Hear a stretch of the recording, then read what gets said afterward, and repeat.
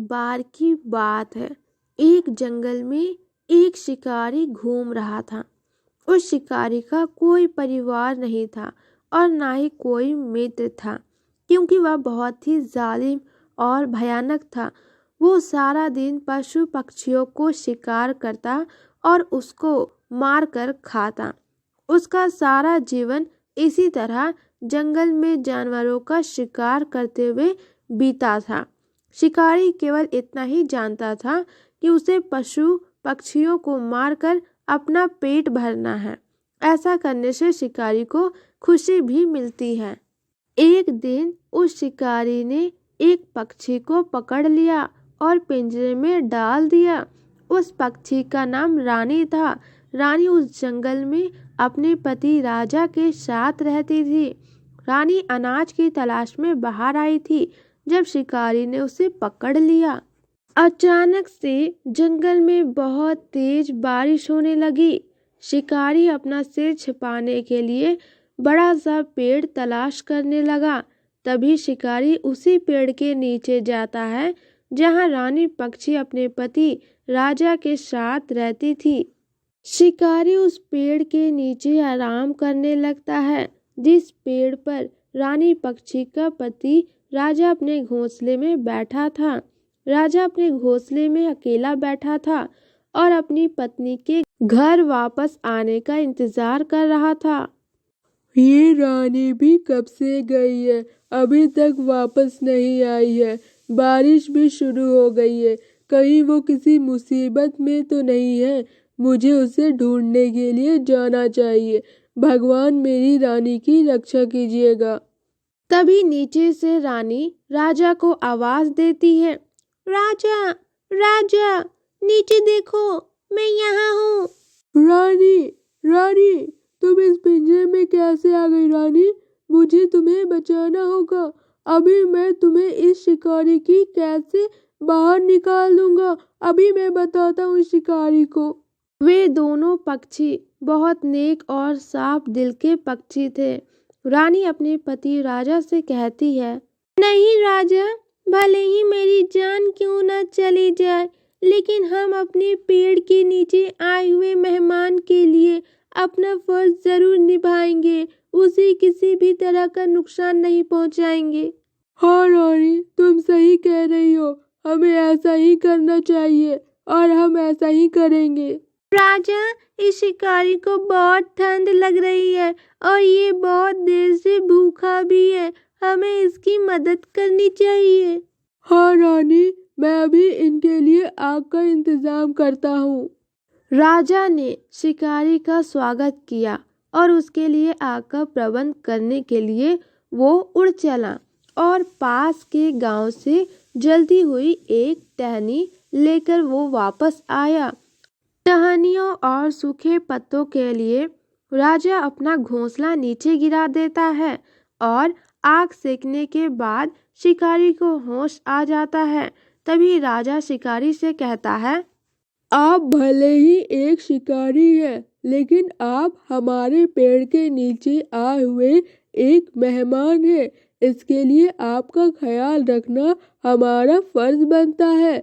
मैं जानता हूँ कि आपको बहुत भूख लगी है, इसलिए आपने मेरी पत्नी रानी को पकड़ लिया है। इसलिए मैं आपको स्वयं सौंपता हूँ, लेकिन आपको मेरी पत्नी को छोड़ना होगा। मैं अपनी पत्नी रानी को बहुत चाहता हूँ, इसलिए मैं नहीं चाहता हूँ कि आप मेरी रानी को अपना भोजन बनाएं। इसलिए मैं खुद आपका भोजन बन रहा हूँ। यह कहकर राजा खुद ही आग में छलांग लगा देता है ताकि उसका मांस भूनकर शिकारी का भोजन बन जाए और इस तरह राजा आग में जलने लगता है।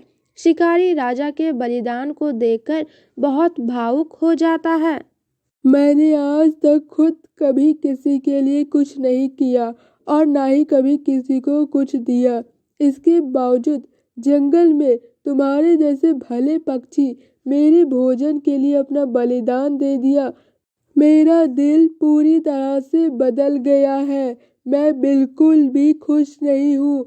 मुझे ये देखकर बहुत हैरानी हो रही है। आज मुझे एहसास हो रहा है कि मैं आज तक जाने कितने बुरे काम किए हैं, लेकिन आज तुम्हारे बलिदान ने मुझे पूरी तरह से बदल दिया है। मैं तुम्हें वादा करता हूँ कि तुम्हारे इस बलिदान को मैं कभी व्यर्थ जाने नहीं दूंगा। आज से मैं कोई भी बुरा काम नहीं करूँगा और आने वाले समय में एक नेक इंसान बनूंगा और ऐसा काम करूँगा जिससे दूसरों की मदद कर सकूं। शिकारी शिकार करने का सारा सामान फेंक देता है और तुरंत पिंजरे से रानी को आज़ाद कर देता है। रानी अपने पति को बहुत चाहती थी, इसलिए अपने पति राजा के बिना जीवित रहना नहीं चाहती थी। जब रानी ने देखा कि राजा जलकर मर गया है तो वह भी आग में कूद गई और अपनी जान दे दी। इस घटना के बाद शिकारी के जीने का ढंग बिल्कुल बदल गया। वह एक तपस्वी बन गया और आश्रम में रहने लगा। वह अपना सारा ध्यान पूजा पाठ तथा दूसरों की सेवा में बिताने लगा। एक दिन उसने जंगल में देखा कि आग लगी हुई है। उसे लगा कि अपने पापों का प्रायश्चित करने का यह एक ही तरीका है। वह आग में झुलसते हुए पशु पक्षियों की जान बचाता है। उसने कई पशु पक्षियों की प्राणों की रक्षा भी की। उन्हें बचाते हुए वो उस आग में जलकर स्वाहा हो गया। कहते हैं कि दोनों पक्षियों को स्वर्ग प्राप्ति हुई और इस तरह एक भले और नेक पक्षी के जोड़े के कारण एक दुष्ट शिकारी तपस्वी बन गया और शिकारी को भी स्वर्ग प्राप्ति हुई। तो इस कहानी को देखकर हमें यह सीख मिलती है कि हमें कभी भी गलत काम नहीं करना चाहिए और दूसरों की मदद करना चाहिए। तो अगर आपको ये कहानी पसंद आई तो इस वीडियो को लाइक कीजिएगा, साथ ही हमारे चैनल को सब्सक्राइब कीजिएगा ताकि हम जो भी वीडियो अपलोड करें उसकी नोटिफिकेशन आपको मिले सबसे पहले। एक जंगल में बहुत से पक्षी रहते थे। उसी जंगल में काला कौवा का परिवार रहता था। उस जंगल में काला कौवा के परिवार बहुत अमीर थे। जंगल में काले कौवे के परिवार जैसा अमीर दूसरा कोई पक्षी नहीं था। काला कौवा का एक बेटा था जिसका नाम गोलू था।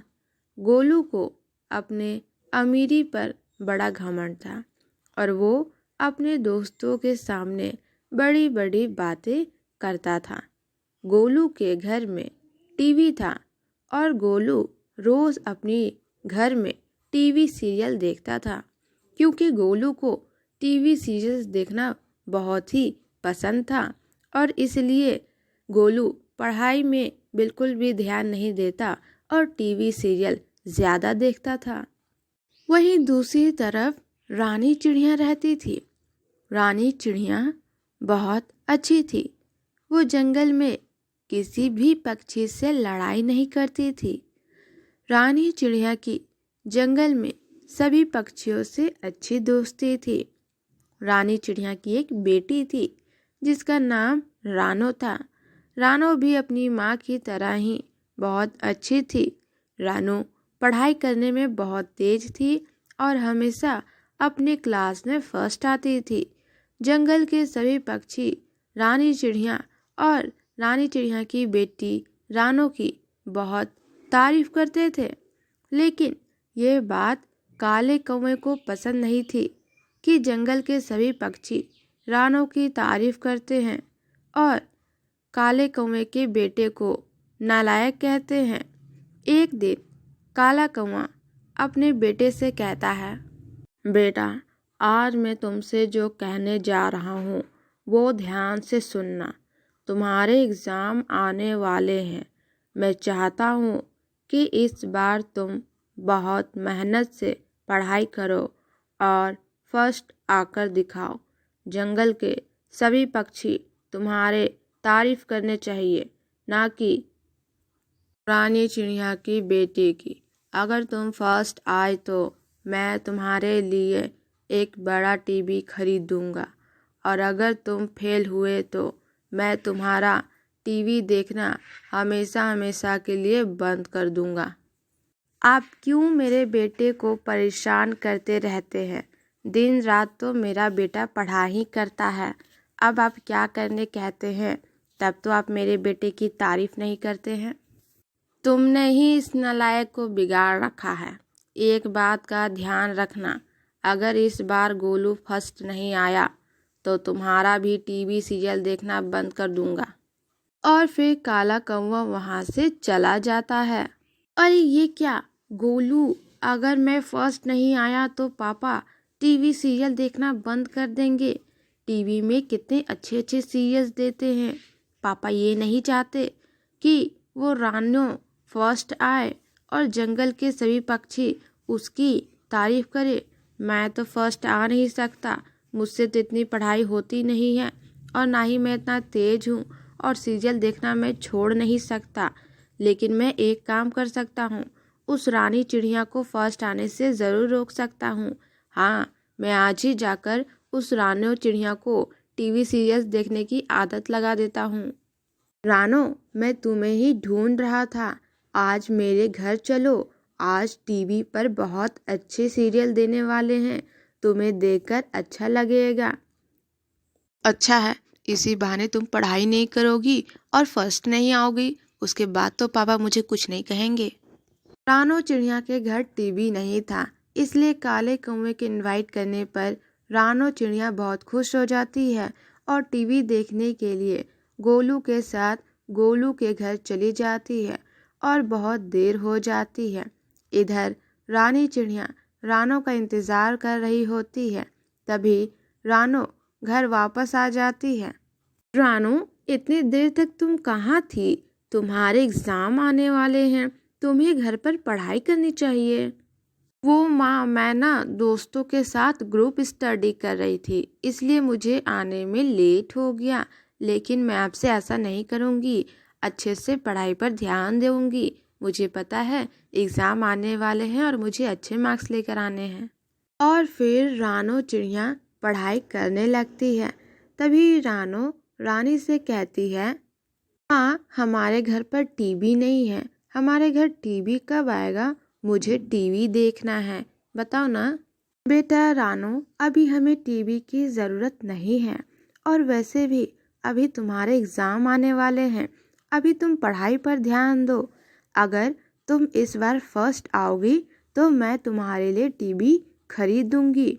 इसलिए अगर तुम्हें टीवी चाहिए तो तुम्हें और अच्छे से मेहनत करना होगा और अच्छे मार्क्स लाने होंगे। गोलू, आज मैं बहुत खुश हूँ। कल रात को मैंने अपनी माँ से कहा कि मुझे भी टीवी देखना है, वो एक टीवी खरीद ले।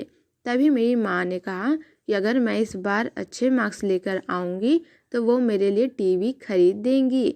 इसलिए मैं इस बार बहुत अच्छे से पढ़ाई करूँगी और अच्छे मार्क्स लेकर आऊँगी। मुझे पूरा भरोसा है कि अगर मैं अच्छे मार्क्स लेकर आऊँगी तो मेरी माँ मेरे लिए टीवी ज़रूर खरीद देंगी। इसमें कौन से मज़े की भी बात है? मेरे घर में तो पहले से टीवी है, मुझे फर्स्ट आके कुछ नहीं मिलने वाला है। और वैसे भी फर्स्ट आके करना भी क्या है, मैं तो ऐसे ही ठीक हूँ। और फिर रानू और गोलू दोनों ही एग्ज़ाम देकर वापस आ रहे होते हैं। गोलू, मैंने अपने सारे एग्ज़ाम बहुत अच्छे से दिए हैं और सभी के आंसर सही सही लिखा है। मुझे पूरा यकीन है कि मुझे अच्छे मार्क्स मिलेंगे। मैंने बहुत मेहनत की है और मैं बहुत खुश हूँ कि मेरी माँ इस बार मुझे टीवी खरीद कर देंगी। तुम बताओ गोलू, तुम्हारा एग्ज़ाम कैसा गया? रानो, मेरा एग्ज़ाम तो बिल्कुल भी अच्छा नहीं गया है। पता ही नहीं मुझे कैसे मार्क्स मिलेंगे। मैं तो पास हो जाऊं वही मेरे लिए बहुत बड़ी बात होगी। अगर मैं इस बार पास नहीं हुआ, फर्स्ट नहीं आया तो मेरे पापा मेरे टीवी सीरियल देखना बंद कर देंगे। हे भगवान, पता नहीं क्या होगा। कुछ दिन बीत जाते हैं, सभी के रिजल्ट आ जाते हैं। रानी चिड़िया बहुत खुश होती है क्योंकि रानो फर्स्ट पोजीशन पर आती है और ये देखकर रानी चिड़िया रानो के लिए एक नया टीवी खरीदकर ला देती हैं। वहीं दूसरी तरफ गोलू बुरी तरह से एग्ज़ाम में फेल हो जाता है। ये बात काला कौवा को बिल्कुल भी पसंद नहीं आती है, लेकिन गोलू की माँ की वजह से वो टीवी तो नहीं हटाते हैं। लेकिन किस्मत के मारा गोलू टीवी तो बंद नहीं होता है, लेकिन टीवी में दिखाए गए सारे सीरियस चैनल्स बंद हो जाते हैं। गोलू के पास पछताने के अलावा कुछ नहीं था। एक तो वो एग्ज़ाम में फेल हो गया बुरी तरह से, और दूसरी तरफ टीवी सीरियल्स के चैनल्स भी अपने आप बंद हो गए। कहानी को देखकर हमें यह सीख मिलती है कि हमें पढ़ाई पर ध्यान देनी चाहिए, क्योंकि पढ़ाई पर ही हमारा भविष्य है और पढ़ाई के ही बदौलत हम अपनी लाइफ में आगे बढ़ सकते हैं। इसलिए पढ़ाई पर ध्यान दें। टीवी सीरियल्स हम कभी भी देख सकते हैं। तो यह कहानी अगर आपको पसंद आई तो इस वीडियो को लाइक कर दीजिएगा और इसी तरह आगे के वीडियोस देखने के लिए हमारे चैनल को सब्सक्राइब कर लीजिए।